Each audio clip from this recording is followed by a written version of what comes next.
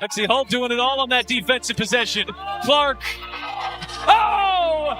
From another stratosphere! The reaction to Caitlin Clark's return has completely flipped the conversation around the Indiana Fever overnight.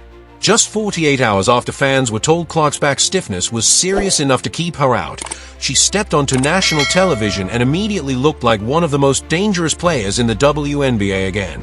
And now the questions surrounding the Fever organization are louder than ever. Because this was not just another regular season win. This game reignited the biggest controversy surrounding the team, exposed major inconsistencies in the messaging coming from a coaching staff, and reminded the entire league exactly how much the Fever depend on Caitlin Clark to function at a high level. I don't care what nobody says. Now, I do got to say all of this is alleged, but for her to play 32 minutes, solid 32, she had 9 assists.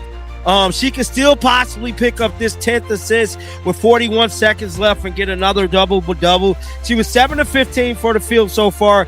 She was 4 of 5 on free throw. Friday night's 90-82 win over the previously unbeaten Golden State Valkyries did more than improve Indiana's record. It completely shifted the narrative surrounding this team. The box score, the rotations, the offensive flow, and the energy on the floor all pointed to one undeniable reality. Indiana looks like a completely different franchise when Caitlin Clark is healthy, aggressive, and fully involved in the offense. That is why this performance instantly became one of the biggest talking points in the WNBA. Fans are no longer debating whether Clark matters to this team. They are debating why the Fever looked so disconnected without her only days earlier. Dart passes, bro. So, no, it was Janelle Sloan and Caitlin Clark. Referees had to step in. Look at Caitlin, guys. Showing how tough she is. Hitting logo threes as well. Getting inside. Just Caitlin is so damn good, bro. I think, man, it's just crazy. Earlier in the week, Indiana announced that Caitlin Clark would miss the game because of back stiffness, and the timing immediately created controversy across the basketball world. Fans who bought tickets expecting to see the league's biggest star were frustrated, analysts questioned the sudden late scratch, and social media exploded with speculation about what was really happening behind the scenes. Then came Friday night. Clark played 32 high-intensity minutes against one of the hottest teams in the league and looked completely in rhythm from the opening quarter. She finished with 22 points and 9 assists while controlling the pace of the game every time she touched the ball. That performance instantly fueled more questions about the original injury explanation and intensified scrutiny around the Fever coaching staff. Call a timeout. I don't know what happened. I got to see what happened, guys. So I'm streaming the game right here on my phone. Why would the Fever call a timeout?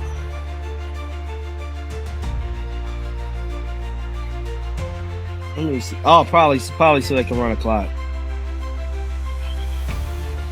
Crazy Caitlin Clark stat just came up. Let me see here. What stood out most was how sharp Clark looked physically. She was pushing the pace in transition, firing cross-court passes, attacking defenders off the dribble, and hitting deep threes with confidence. Nothing about her movement suggested hesitation. And when Caitlin Clark is playing freely like that, Indiana's offense suddenly becomes one of the most explosive systems in the WNBA. Defenses are forced to stretch far beyond the arc, the paint opens for Aaliyah Boston, and role players start getting cleaner looks because of the gravity Clark creates every possession. Bro, the announcer just said, Caitlin, listen. They just said Caitlin Clark is an instant MVP candidate. Aaliyah Boston may have quietly delivered the most important performance of the night. While the headlines will focus on Caitlin Clark's return, Boston completely controlled the interior against a physical Valkyries frontcourt. She finished with 20 points and 16 rebounds, dominated second-chance opportunities, and consistently punished defensive breakdowns created by Clark's playmaking.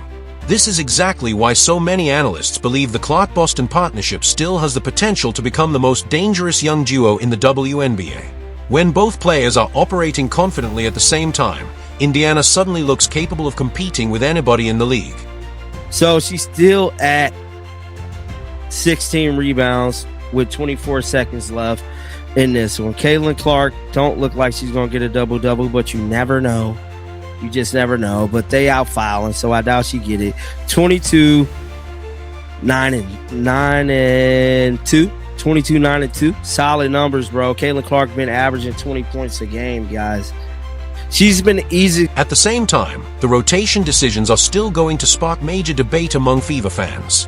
Grace Van Slooten had just been added to provide more athleticism, rebounding, and front court depth, yet she barely saw the floor in a high-energy matchup where fresh legs clearly mattered. That decision immediately became another source of frustration online because many fans believe Indiana still has not fully committed to building the fastest and most effective lineup around Caitlin Clark's strengths. Whether that criticism is fair or not, the conversation surrounding Stephanie White's rotations is only becoming louder as every game gets dissected under national spotlight. Another interesting development came with Damiris Dantas receiving a DNP after being heavily discussed in previous press conferences as a potential offensive connector within the half-court system. That contrast is exactly why Fever fans remain so divided about the team's direction offensively. One night, the conversation centers around slowing the game down and running more structured sets, and the next night Indiana looks far more dangerous playing fast, spacing the floor, and letting Clark dictate the tempo. That tension has become one of the defining storylines surrounding this team early in the WNBA season. To be fair, not everything was perfect. Caitlin Clark still finished with 6 turnovers, and that continues to be one of the biggest statistical concerns in her game right now. Some of those mistakes come from the high-risk creativity that also makes us special as a passer, but Indiana still needs cleaner late-game execution if they want to compete consistently with the top teams in the WNBA.